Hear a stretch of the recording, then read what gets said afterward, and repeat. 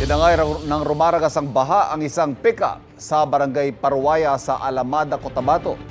Kita sa video na naipit sa baha ang pickup matapos mahulog mula sa overflow bridge sa kasagsagan ng ulan. Ligtas naman ang mga sakay ng pickup. Gumamit ng payloader ang mga rescuer para maialis sa baha ang pickup. Ayon sa Pag-asa, ang nagpaulan sa Cotabato ay ang umiiral na habagat. Sa Baguio, binahari ng barangay Irisan dahil sa malakas na ulan sa lungsod. Sa lakas ng agos, halos matumbang ilang motorsiklo. Umabot ng 1 oras bago tuluyang humupa ang baha.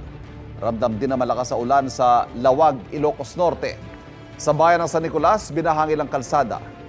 Sa bayan ng Vintar, malalaking tipak ng bato at lupa ang bumagsak sa kalsada sa Pallas Valley, dulot din ng malakas na ulan. Ayon sa Pag-asa, localized thunderstorms na nagpaulan sa Baguio at Ilocos Norte. Igan, mauna ka sa mga balita, mag-subscribe na sa GMA Integrated News sa YouTube para sa iba't ibang ulat sa ating bansa.